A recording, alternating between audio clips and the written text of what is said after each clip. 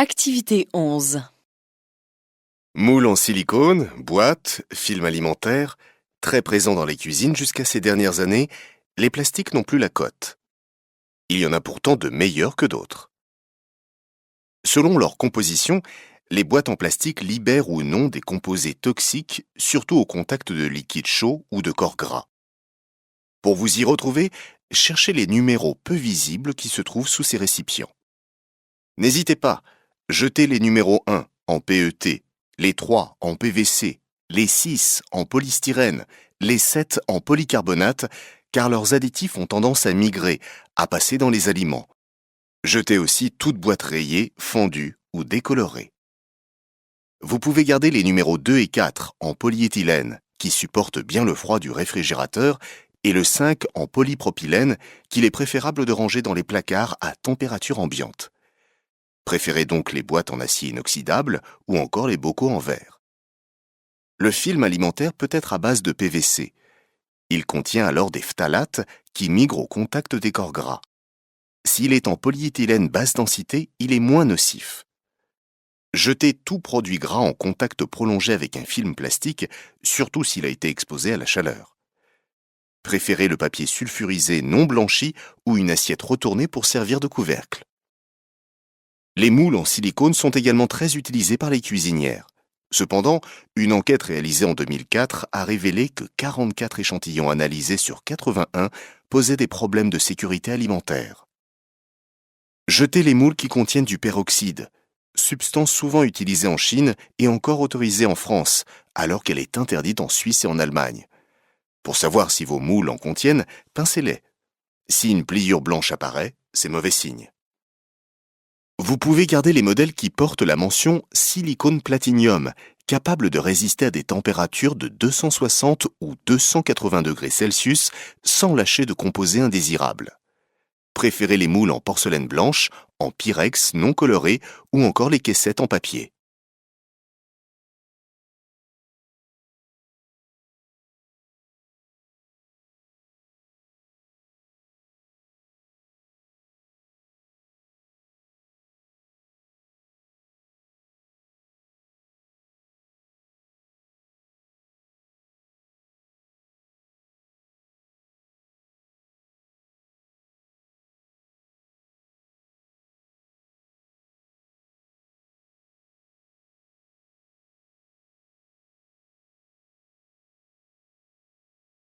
Activité 12. Rémi Besançon pose cette fois un regard gentiment sarcastique sur le monde de la littérature en adaptant librement le livre éponyme de David Fuenquinos. Séduit par l'existence du littéraire, qu'est la bibliothèque des livres refusés, créée en 1990 à Vancouver par le Canadien Richard Brotigan, celui-ci l'utilise comme toile de fond de son roman. C'est à Crozon, situé dans ce bout de terre du Finistère, qu'il l'installe. Le réalisateur et sa co-scénariste prennent toutefois quelques libertés avec l'histoire originale en concentrant leur récit autour du personnage principal, le critique littéraire Jean-Michel Rouche.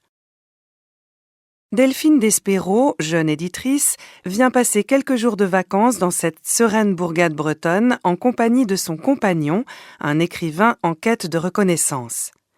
Elle vient rendre visite à ses parents. Son père lui suggère alors la visite d'un bâtiment qui fait la gloire de la petite ville, une bibliothèque avec pour particularité de proposer au lecteur des ouvrages recalés par les éditeurs. Parmi tous ces textes, l'un d'eux retient l'attention de la jeune femme. Il s'agit de « Les dernières heures d'une histoire d'amour », signé Henri Pic, plus connu pour les pizzas qu'il a confectionnées toute sa vie que pour ses talents d'écrivain, et que sa femme Madeleine décrit comme un homme taciturne et peu enclin à la lecture. Pourtant, elle décide de croire au miracle jusqu'à ce que son acharnement à défendre cette découverte insensée se heurte au scepticisme d'un célèbre critique lors d'une émission télévisée. Jouant avec les codes du polar, le récit nous entraîne dans une enquête sans cadavre ni flic. Le but n'est pas de trouver qui a tué, mais qui a écrit. L'enquêteur à qui Fabrice Lucchini apporte sa légèreté n'est pas un professionnel. Cette imposture littéraire excite son imagination qui l'embarque dans de nombreuses situations cocasses. La mise en scène au rythme alerte et des dialogues percutants parsème le film d'un humour primesautier. Le duo Camille Cotin-Fabrice Lucchini fait le sel de cette comédie, qui, si elle rend hommage aux amoureux des livres et célèbre le pouvoir des mots, reste avant tout un divertissement intelligent.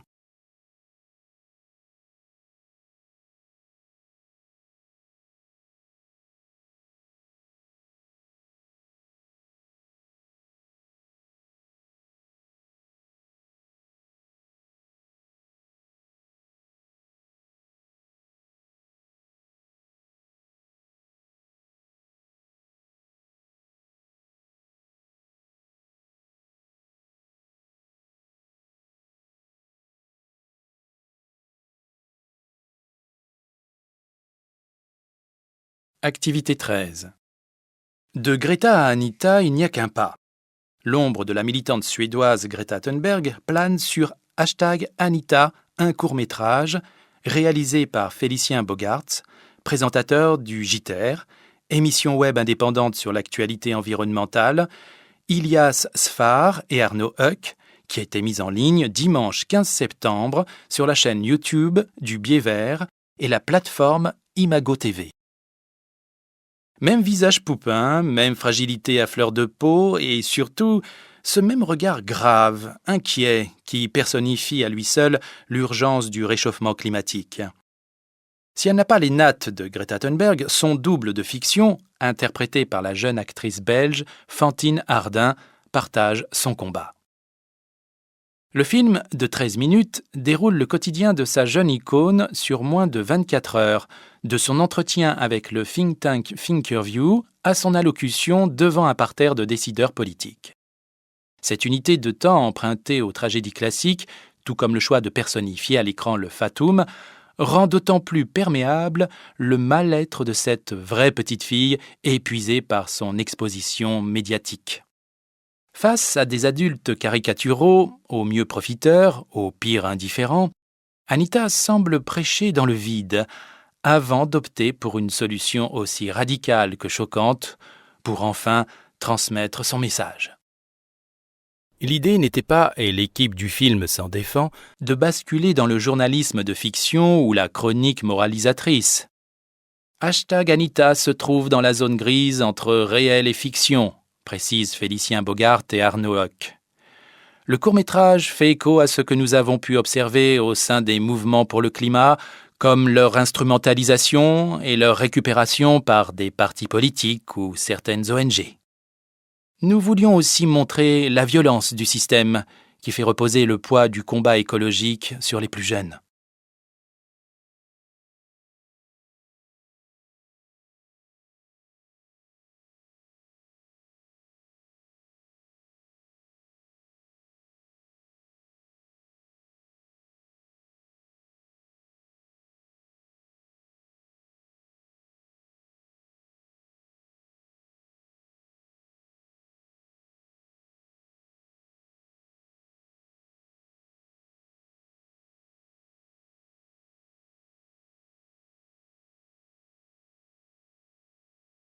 Activité 14. Un geste désagréable, effectué dans l'intention de mêler l'insolence et le mépris. Peu diplomatique en tout cas, et qui ne vous disposera pas à la clémence. Visiblement, la personne couchée sur les 2 sièges, le dos tourné au couloir, n'a pas cru bon de s'inquiéter de l'arrêt du train. Les écouteurs sur les oreilles, une tablette à la main, elle est plongée dans la consommation d'un film auquel il paraît impensable de la soustraire. Profondément éloignée de l'éventualité d'imaginer que de nouveaux voyageurs sont en train de pénétrer dans le wagon, elle baigne dans une atmosphère de retranchement inexpugnable, saupoudrée de miettes de biscuits. Par malchance, elle occupe la place que vous aviez réservée. Un peu impressionné par son isolement résolu, vous vous y prenez à 2 fois pour vérifier le nombre inscrit sur votre billet. Pas d'autre recours. Vous finissez par lui tapoter l'épaule. Alors, c'est comme si elle tombait de la planète Mars. D'un mouvement maussade, elle enlève ses écouteurs.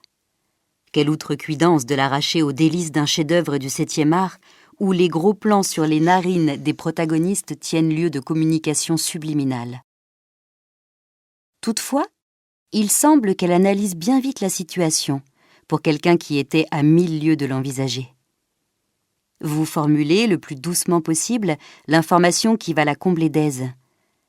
Mais son horripilation est au-delà des mots.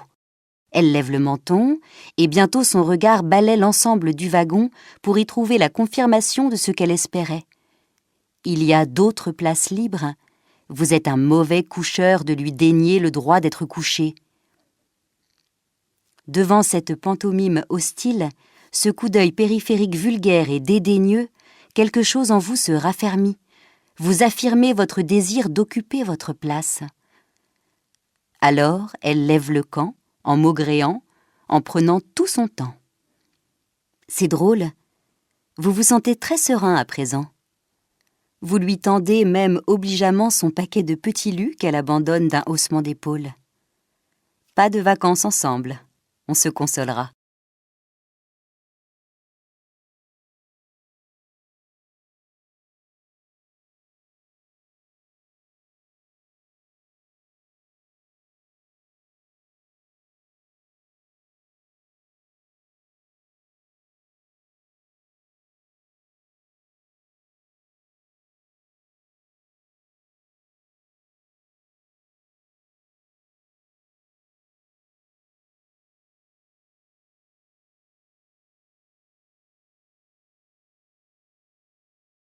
Activité 15.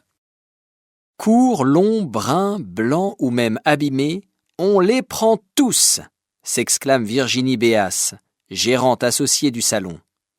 Depuis 2 semaines, donner une seconde vie à vos cheveux est possible au salon de coiffure Les Essentiels à La Roche-sur-Yon. On les coupe, on les balaie, on les récupère et ils sont ensuite envoyés à une association qui les recycle. Ils sont ensuite réutilisés dans des boudins qui filtrent et absorbent les hydrocarbures dans les océans, détaille Virginie Béas. Ils pourraient notamment être utilisés en cas de marée noire ou servir d'isolant sur des chantiers. Ce geste éco-responsable est rendu possible grâce à l'association Coiffeurs Justes.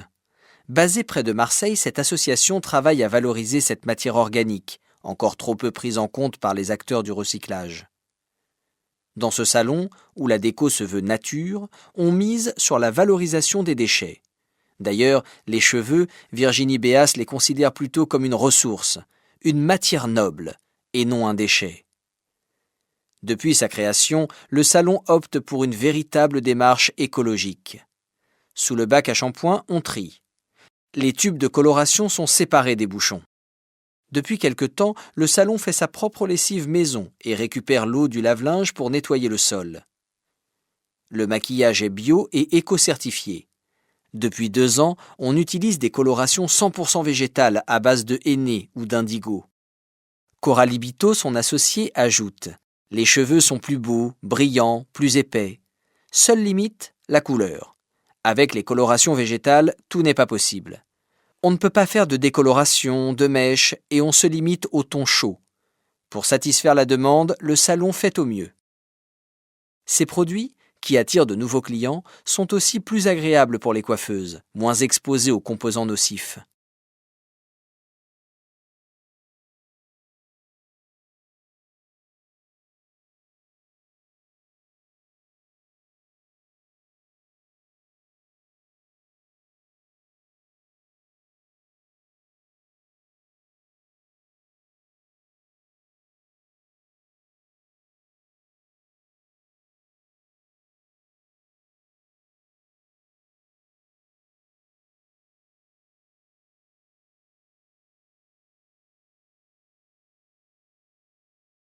Activité 16.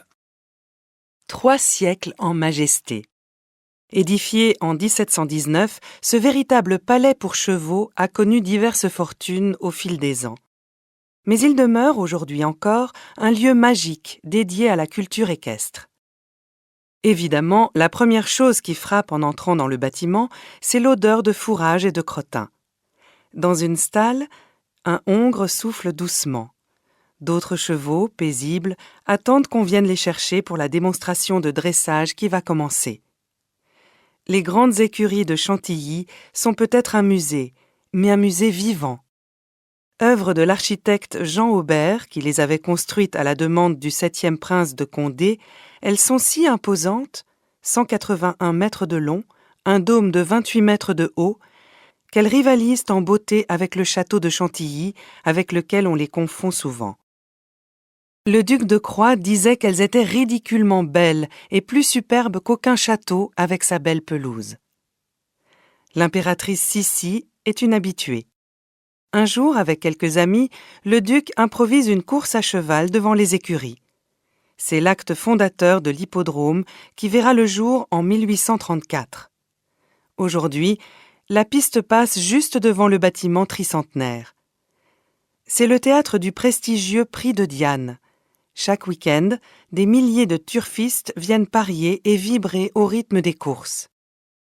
En 2006, l'Aga Khan, propriétaire de Pur-sang, investit une partie de sa colossale fortune pour restaurer le domaine de Chantilly qui tombe en désuétude. Le musée du cheval, créé en 1982, est repensé et rouvre ses portes en 2013. Ces salles racontent les rapports intimes entre l'homme et son meilleur compagnon. Agricoles, sportifs, militaires, ludiques, les multiples emplois des équidés y sont exposés à travers peintures, sculptures, films, costumes et accessoires de toutes les civilisations et les époques. Les écuries sont aussi le siège de prestigieuses écoles de dressage. 20 chevaux et 7 cavalières à demeure toute l'année y présentent plus de 150 spectacles tout en musique et en tableaux colorés, sublimés par la beauté des lieux.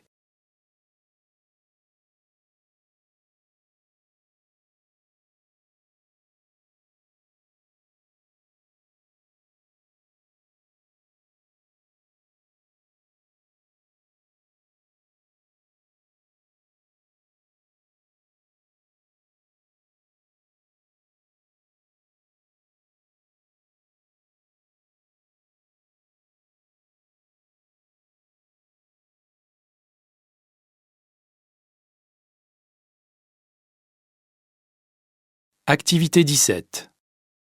Et maintenant, comme tous les jeudis, la minute du veto. Le docteur Géraldine Blanchard nous parle du mal qui touche aussi nos animaux de compagnie, le surpoids. Tel maître, tel chien. L'adage semble se vérifier sur un terrain inattendu, le poids. Car c'est une réalité, nos animaux de compagnie sont de plus en plus enrobés. Selon plusieurs études vétérinaires, 40% des chiens et 25% des chats souffrent d'embonpoint, voire d'obésité. Les explications sont multiples. La principale, la sédentarité. Avant, le chien courait. Aujourd'hui, il regarde la télé comme son maître. Il bouge moins, passe ses journées enfermé et quand il sort, il est le plus souvent tenu en laisse. Une hygiène de vie peu propice à une bonne condition physique. Les chats, pour leur part, souffrent des effets de la stérilisation. 80% des chats domestiques sont stérilisés en France. Or, les besoins caloriques diminuent en parallèle. L'alimentation est aussi en cause. De plus en plus souvent, on observe que les maîtres partagent leur alimentation avec leur animal. Un bout de pain par-ci, un reste de poulet par-là, ça devient automatique, alors que les effets sur le poids sont nuisibles. Une tendance qui traduit au fond un nouveau rapport à l'animal de compagnie. Il est devenu un membre de la famille à part entière. Du coup, son mode de vie colle à celui de son propriétaire, pour la table comme pour le reste. Il existe toutefois des solutions. Pour lutter contre la malbouffe, des produits sains font leur apparition dans les rayons. Gamme light pour les chats chez certaines marques ou promotion des aliments naturels dans de nombreuses animaleries. Plus globalement, les bons réflexes valent aussi pour eux. Eau plate, aliments non transformés, exercice physique et surtout suppression des friandises.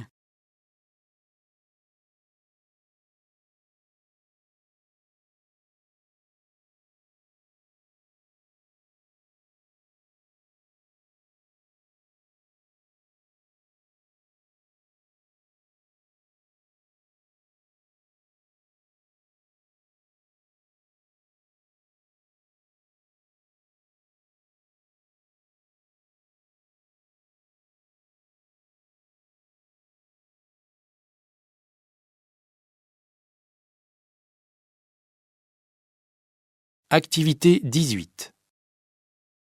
Pour attirer un public plus jeune, des lieux du patrimoine proposent aux visiteurs de participer à des escape games ou jeux d'évasion, et ça cartonne. Nous sommes dans un donjon du château de Vincennes.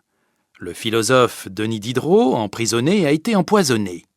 Accroupi autour d'un coffre verrouillé, 6 personnes essaient de décrypter un code secret. Une femme en costume d'époque les presse de faire vite. Nous ne sommes pas en 1749, mais bien en 2018. Dans la forteresse, ces visiteurs participent à un escape game. C'est un jeu qui se pratique en équipe. Le but est de sortir de la pièce dans laquelle on est enfermé en résolvant des énigmes en 1 heure maximum. Originaire du Japon, la tendance est arrivée en France en 2014 et s'est peu à peu invitée dans les lieux culturels pour un prix compris entre 20 et 30 euros. Les châteaux de Chinon, de Blois, l'abbaye royale de Fontevraud ou encore l'Opéra Garnier, pour ne citer qu'eux, ont adopté la formule, tout comme les musées. En juin, le Musée national du sport à Nice a organisé un escape game sur le thème des Jeux olympiques qui a rassemblé de nombreux visiteurs pour les plonger dans l'atmosphère des JO de 2024. Marie-Grace, la directrice du site, explique vouloir toucher le public des 18-35 ans qui a déserté les musées. Marc Mettet, directeur adjoint du château d'Amboise, renchérit que l'objectif n'est pas de se limiter à un public d'érudits, mais d'attirer les plus jeunes. Pour Marie-Grace, c'est en quelque sorte une manière de désacraliser les musées et de faire passer un message. On peut également s'y amuser. Et le succès est au rendez-vous. Dans certains musées, la fréquentation a augmenté de plus de 150%. Pour Pierre-Henri Londener, cofondateur de la société qui a conçu le jeu de l'Opéra Garnier, la raison du succès n'a rien d'une énigme. Cela permet d'apprendre en s'amusant. De spectateur, on devient spect-acteur, toutes générations confondues. Chacun doit apporter sa pierre à l'édifice, les gamins comme les papys.